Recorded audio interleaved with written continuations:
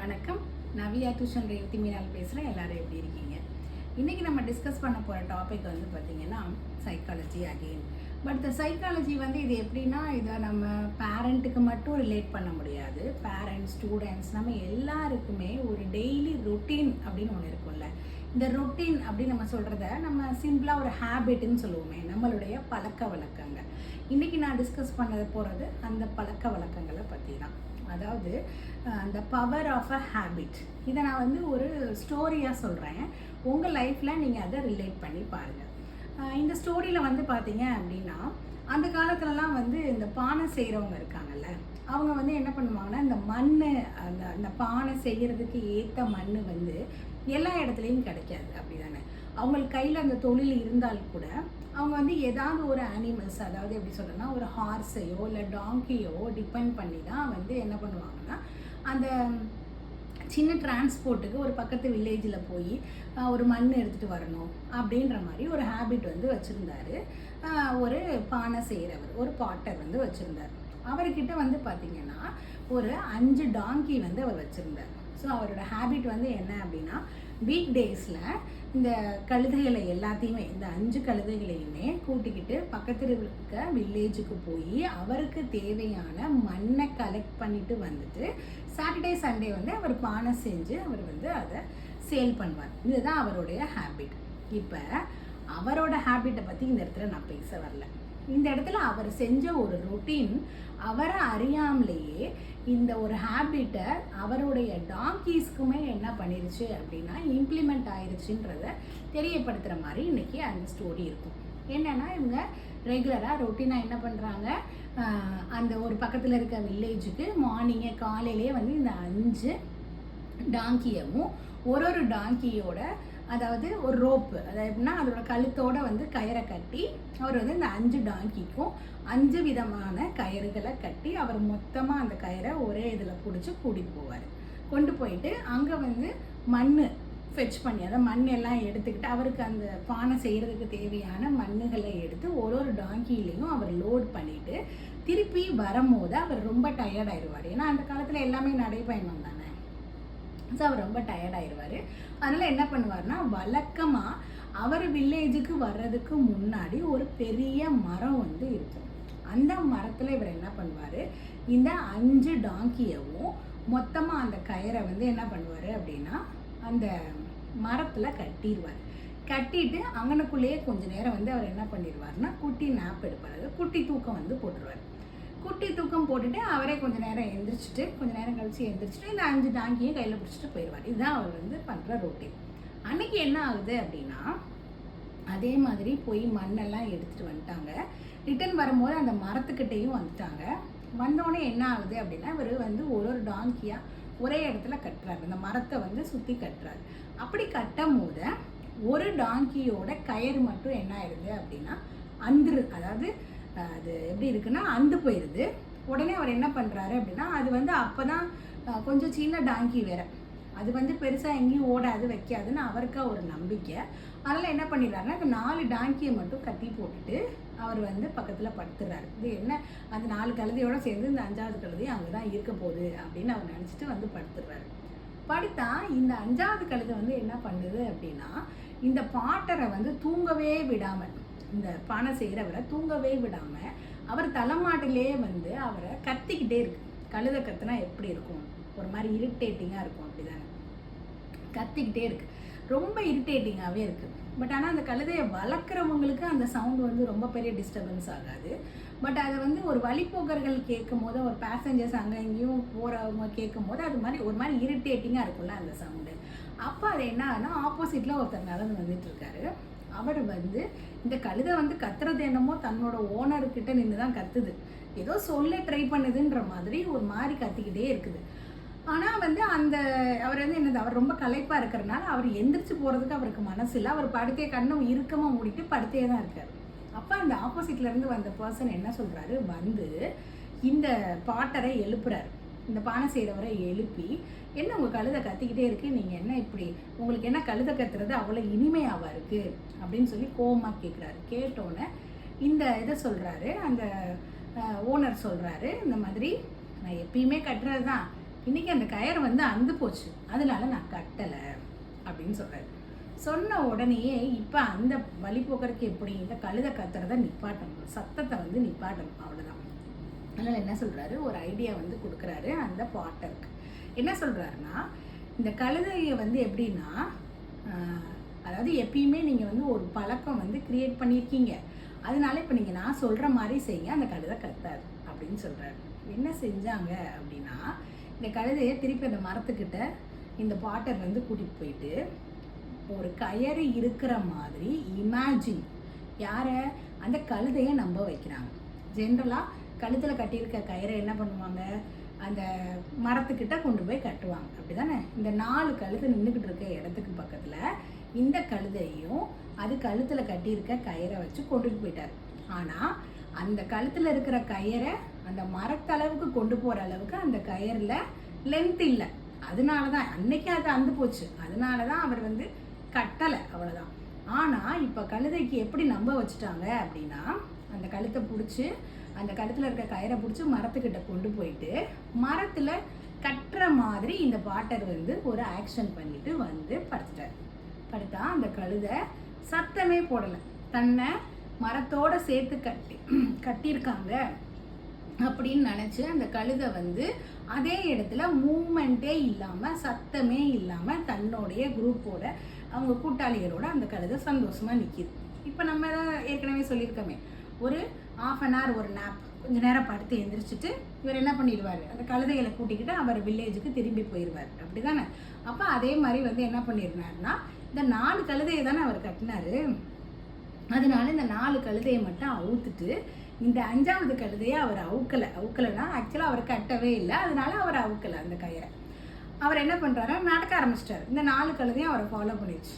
தற்செயலாக திரும்பி பார்த்தா அந்த ஒரு கழுதை மட்டும் அந்த மரத்துக்கிட்ட அசையாமல் அப்படியே நிற்கிது. அப்போ தான் அவரோட மைண்டில் ஒரு விஷயம் ஸ்ட்ரைக் ஆகுது. என்னன்னா, இந்த கழுதை என்ன நினச்சிக்கிட்டு இருக்கு, நம்மளை வந்து நம்ம ஓனர் வந்து கயரில் கட்டியிருக்காரு அப்படின்னு நினச்சிக்கிட்டு இருக்கா. அப்போ அந்த கயரை அவுத்தா தானே அந்த கழுதை நகலும் அப்படின்னு அவருக்கு அது ஸ்ட்ரைக் ஆகி திருப்பி அவர் என்ன பண்ணுறாரு, அந்த மரத்துக்கிட்ட போய் அந்த கயரை அவுத்த மாதிரி ஒரு ஆக்ஷன் பண்ணுறாரு. பண்ண உடனே அந்த கழுதை கொஞ்சம் கூட யோசனையே இல்லாமல் என்ன பண்ணிடுது, ஒரு டவுட்டே இல்லாமல் தன்னை வந்து கலட்டி விட்டுட்டாங்க அப்படின்னு அது நினச்சிட்டு முன்னாடி போனால் அந்த 4 கழுதையோட இதுவும் 5ஆவது கழுதையாக போயிடுச்சு. இப்போ இந்த ஸ்டோரியிலேருந்து நமக்கு என்ன மாரல் தெரியுது, அதாவது என்னன்னா, நம்மளுடைய பழக்கம் சொல்லுவாங்கல்ல சில நேரங்களில் கலோக்கியெல்லாம், அதாவது தொட்டில் பழக்கம் மாறாது அப்படின்னு சொல்கிறாங்கல்ல, அது வந்து 100க்கு 100 உண்மைதான். நம்ம வந்து சின்னதுலேருந்தே நம்ம வந்து என்ன ரொட்டீன் பழகுறோமோ நம்மளுடைய ஹேபிட்டாக அதுதான் மாறுது. அதாவது நமக்கு இது வந்து இன்னொரு விஷயத்தோடையும் நம்ம ரிலேட் பண்ணிக்கலாம். என்னன்னா, இந்த ஹேபிட் அப்படின்ற ஒரு விஷயம் நம்மளை என்ன பண்ணியிருக்காங்க, அதாவது நம்ம இப்போ பண்ணுறது, ஒரு சின்ன வயசில் நம்ம ஒரு சேட்டை பண்ணோம், ஒரு என்ன சொல்கிறது, ரொம்ப ஜங்க் ஃபுட் சாப்பிட்டோம், சாக்லேட் சாப்பிட்டோம், ஒழுங்காக படிக்கலை, இதெல்லாம் ஓகே, அது வந்து ரசிக்கப்படும், அப்படி தானே. ஒரு சின்ன வயசுக்கு சின்ன பிள்ளை சரியாக போயிடும், சின்ன பையன் சரியாயிடும் அப்படின்னு சொல்லுவாங்க. பட் அதுவே வளர வளர நம்ம அதே விஷயங்கள் செய்யும் போது நம்ம சொசைட்டியோ நம்ம பேரண்ட்டோ நம்மளை என்ன சொல்கிறாங்க, ஏன் அப்போ நம்ம யோசிப்போம்ல, அப்போ மட்டும் ரசித்தாங்க அதே விஷயத்தை தானே நான் இப்போவும் செய்கிறேன், இப்போ ரசிக்கலை அப்படின்னு நினைக்கிற ஸ்டூடெண்ட்ஸுக்கு, எப்படின்னு நினைக்கிற பசங்களுக்கு நான் என்ன சொல்கிறேன் அப்படின்னா, நீங்கள் செஞ்ச ஒரு ஹேபிட் வந்து என்ன ஆகுதுன்னா, நீங்கள் வந்து 5 வயசில் உங்களை ரசிக்கிறத நீங்கள் 10 வயசில் அது செய்யும் போது அதை ரசிக்க முடியாது. அப்போ அது என்னவா மாறும் அப்படின்னு சொன்னீங்கன்னா, அப்போ வந்து உங்களுக்கு அந்த சிச்சுவேஷனை ஹேண்டில் பண்ண தெரியலை, நீங்கள் வந்து சோம்பேறித்தனமாக இருக்கீங்கன்ற ஒரு இம்பேக்டை க்ரியேட் பண்ணும். ஸோ நம்ம என்ன பண்ணணும், நம்ம வளர வளர நம்ம மூளை நல்லது கெட்டது எல்லாம் அதாவது அனலைஸ் பண்ண கற்றுக்கணும். இப்போ அந்த 5ஆவது கழுதை கண்டிப்பாக போகாது, ஏன்னா எல்லா கழுதையும் கூட்டமாக ஒரு இடத்துல தானே இருக்குது அப்படின்னு அந்த ஓனர் நினச்சார். உண்மை தானே, அது எங்கேயும் போயிருக்காது தானே. ஆனால் அதுக்கு மைண்ட் செட்டில் என்னை நீ கட்டினா தான் நான் அந்த இடத்துல நிற்பேன், நீ என்னை அந்த கயிறை அவுத்து விட்டால் தான் நான் அவன் கூட நடப்பேன். இது வந்து என்னென்னா, கண்மூடித்தனமாக ஒரு விஷயத்த நம்ம வந்து என்ன பண்ணுறோம் அப்படின்னா, அது ஒரு நம்ம ஹேபிட்டாகவே நம்ம பழகிட்டு இருக்கோம்.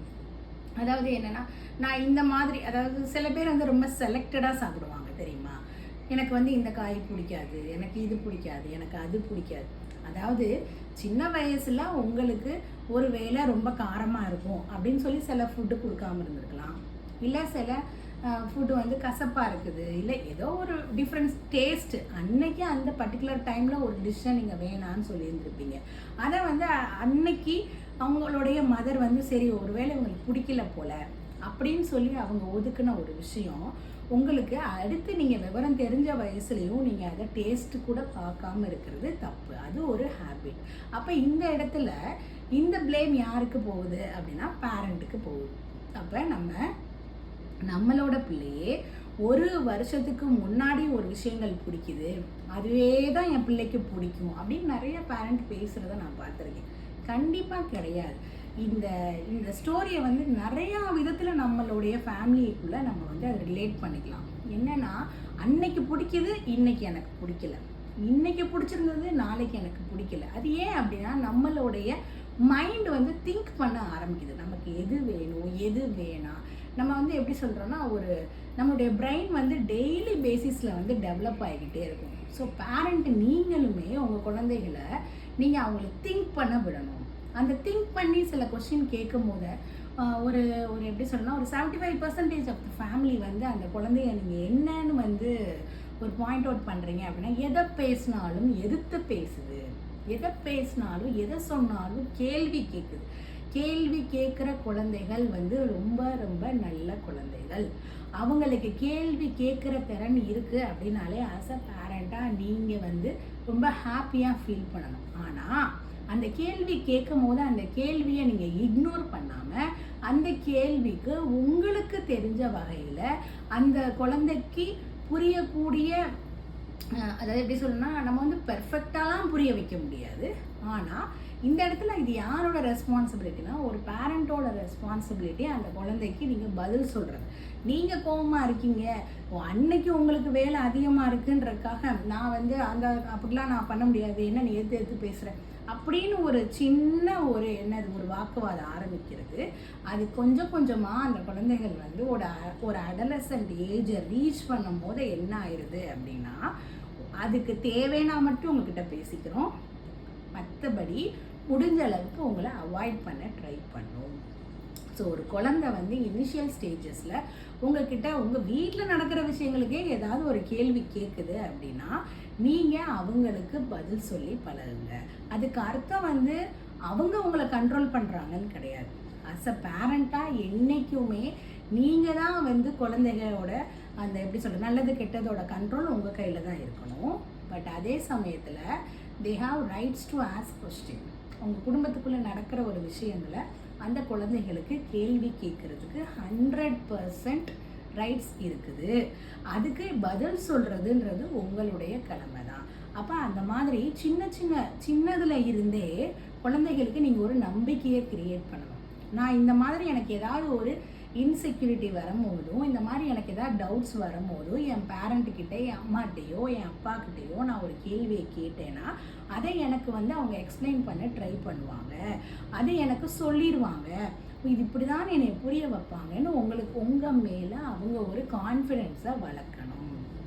அப்படி வளர்க்கும் போது அவங்க சின்ன வயசில் சில விஷயங்களை அவங்கள அறியாத ஒரு ஹேபிட்டை பழகியிருந்தால் கூட அந்த மாதிரி பேரண்ட்னால மட்டும்தான் இந்த குழந்தைகளை சில பர்டிகுலர் ஹேபிட்ல இருந்து வெளியே கொண்டுட்டு வர முடியும். அப்படி சில பர்டிகுலர் ஹேபிட்ல இருந்து வெளியே கொண்டு வர முடியாமல் தவிக்கிற பேரண்ட்ஸ் ஃபுல்லாக செய்கிற தப்பை தான் நான் இன்னைக்கு சுற்றி காமிச்சிருக்கேன்.